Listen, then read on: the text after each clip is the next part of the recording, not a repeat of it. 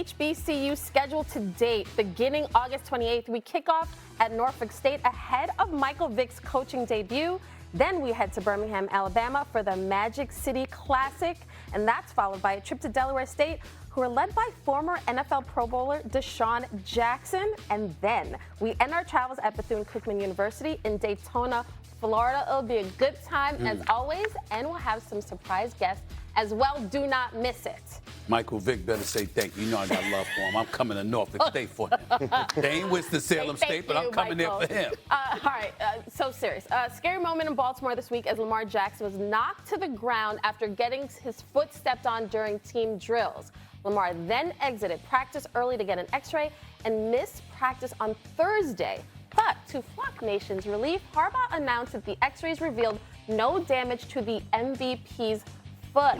Now, taking a look at the odds to win the AFC North, courtesy of ESPN Bet Sportsbook, the Ravens are favored to win the division at -160 as Baltimore looks to three-peat in taking the crown. Joe, gotta ask you, will the Ravens run away with the AFC North? Who's going to get in their way?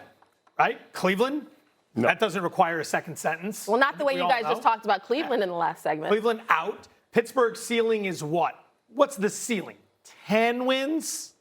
11 wins? And I think we're really pushing it there. And then we look to Cincinnati, which if we learned anything from the Philadelphia-Kansas City Super Bowl, it's that defense and the offensive line are kind of important, of which the Bengals have neither. Like, they spent a ton of money this offseason on a bunch of dudes they already had who helped the team not make the playoffs last year. Wow, don't do that. So you go to Baltimore, who, by the way, kings of the regular season. We're not talking about the Baltimore Ravens and doing anything in the playoffs. We're talking about the regular season. These guys are the kings of the regular season. The quarterback is the king of the regular season. The only thing that will trip them up, they were the healthiest team in the NFL last year. Healthiest team. Okay, they missed fewer games due to injury than any team in the NFL. Those numbers tend to regress year over year. Just like the Niners being the unhealthiest last year, they should be better. The Ravens could fall off. My concern is health. It is not anybody else in that division. Yeah, as long as Lamar Jackson plays all regular season games, they're going to be a double-digit win team in their sleep. And here's the thing, the closest competitor in the division, the Cincinnati Bengals, Lamar Jackson owns them. He's 1-6. I mean, he's 6-1 head-to-head against Joe Burrow. So the Pittsburgh Steelers, as far as I'm concerned, have disqualified themselves with Aaron Rodgers as their quarterback. And the Cleveland Browns are what they are. This is an experiment year trying to figure out whether anybody in their quarterback room can be a part of their long-term future. So when we start trying to figure out what the Baltimore Ravens will or won't be, I think the conversation starts about what it is once they get to the playoffs. But there is no debate about whether or not they're going to win the AFC North. That last part that you just brought up is the point. Because here's the answer to this question. We don't give a damn. Give a damn whether you run across with the AFC North or not. You better win the division. You better make noise in the playoffs. Nobody cares whether you go in there at 10-7, 12-5, 14-3, 15-2. At this point in Lamar Jackson's career and that of the Baltimore Ravens, enough is enough. You're talking about a two-time league MVP that could have easily been a three-time league MVP last year. You're talking about a three-headed monster at the wide receiver spot in D-Hop, Bateman, and Flowers. You're talking about an Andrews that's got some making up to do after dropping the damn touchdown pass, all right, in the divisional playoff game against Buffalo. I'm sorry, this kid Lively can ball. The only problem we had with him last year is that his feet were a bit too big because he was outside the end zone, okay? He's trying to get his feet right now. He's trying to get the feet right now. You got the monster at the running back spot in Derrick Henry. Hey, I'll even throw in a little aside. Not that it's a big deal because nobody is Lamar Jackson, but Cooper Rush as a backup ain't no longer in Dallas. He's in Baltimore now. I mean, when you look at everything Baltimore has, they've been knocking on the door. You got an elite coach who's universally recognized and as one of the best and obviously universally respected. You've got all the personnel in place. Okay, you got a superstar at the quarterback position who is the ultimate dual threat in football. His kryptonite is Patrick Mahomes. And in last year's case, Josh Allen, okay?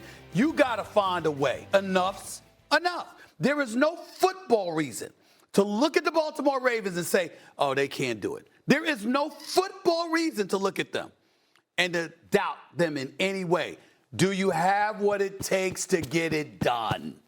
Period, barring injury, of course. Kryptonite is not Mahomes, and it's not Allen. Last year in the game against Allen, they outgained him by almost 150 total yards. Do you know the Ravens in that game against Buffalo last year averaged 7.3 yards per play? That is insane. Every single play, you're rolling up 7 yards per game. And the leader last season was 6.8. So you led the NFL at 6.8. 7.3 yards per play, you lost that game. Allen wasn't the problem. And the year before, it wasn't Mahomes. You hosted him in the AFC Championship game. Your defense held them to 17 points. You lost because of you. It's them. It's turnovers. But that's what I'm talking about. But that's what I'm talking about. But you guys are just pointing at different spots. He's saying this, you're saying that. Fair enough. But when you look at it, fair enough, I appreciate the correction. But what we're talking about is this. Like when Cam was in studio, I'm like, don't let it be you. Don't let it be you. When we're talking about greatness, at the end of the day, we haven't looked at Josh Allen and said, damn, you messed up. You were a shell of what we accustomed to seeing you be in the regular season.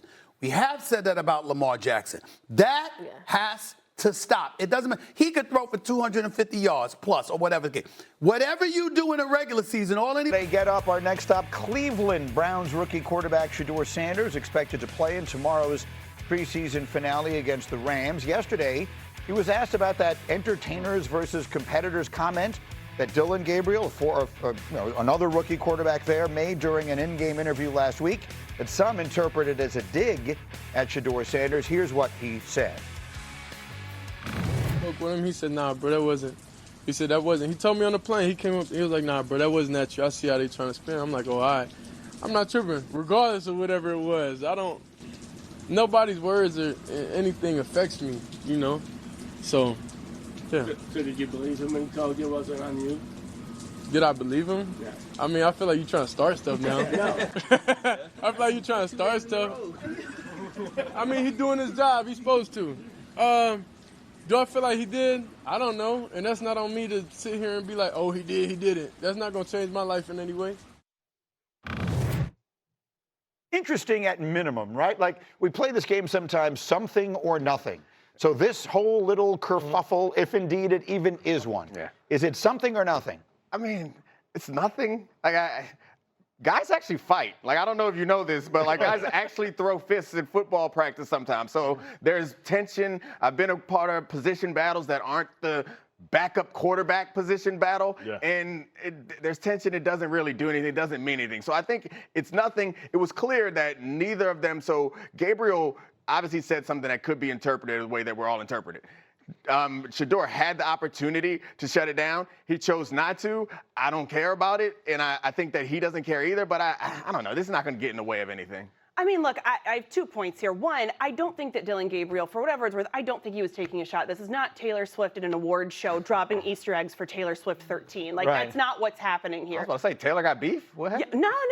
She's just sending messages that way. Okay. I don't think that's could what be was saying we've got, if you're going to use a Taylor reference, then we could say we got bad blood. Right, we used to have mad love, but then you made a deep cut. I mean, I know the words to the song. They never had mad love. This is your fault, Brooke. This is your fault. You're welcome. You're welcome. Yes. For all the Swifties that are tuning in. Right. But here's the other thing. I really appreciate the way that Shedeur handled that back and forth with the reporter, because I can tell you, as a reporter sitting in that seat, you want to build a rapport with the quarterback, and you want to me, if he had sniped right back at him and been short and been kind of bristly at it, then I would think, oh, there's more there. Oh, something's going on. I almost think he did shut it down with the tone that he had.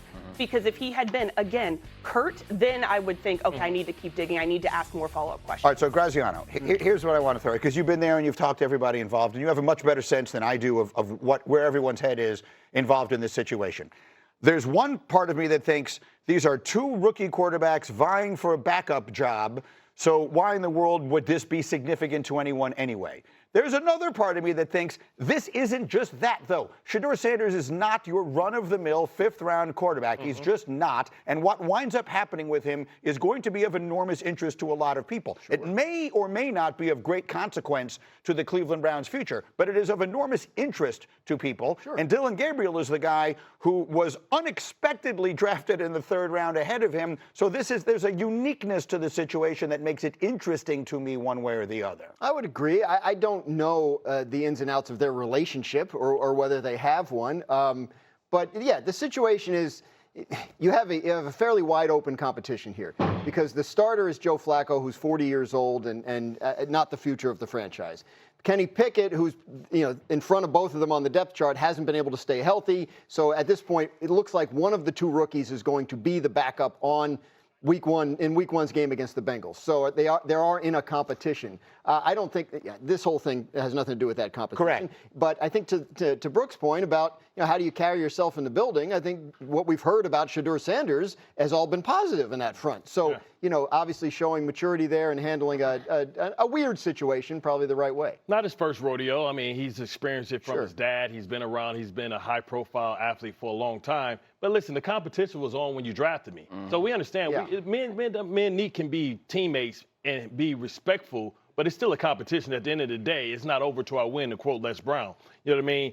And right now, Shedeur quietly is trying to become the starting quarterback because this is his probably best opportunity to be a starter in this league because all I have to do is go around a 40-year-old guy that's not going to be here, another guy that's a franchise guy that they're going to get out of here as soon as they can, and I got this third-round guy in front of me. Oh, that's barbecue chicken. At the end of the day, you just said it right. Kenny Pickett's not healthy. So one of these two guys is going to be a hit away from playing 2 weeks from Sunday, right? Unless it's Tyrod Taylor, who's also there. This is the weirdest quarterback situation in the league. Yeah, we can't predict it, but I think the point that is important is that the Shedeur thing is going to make it, like, we all assume that it's nothing, but the fact that there's some, like, multiplying factor when you involve Shedeur makes it a little bit more interesting and makes it a possibility to build into something more interesting. Not Tyrod Taylor. You meant Tyler Huntley. Tyler Huntley. I knew what you meant. I'm about to say, what happened? Break it on.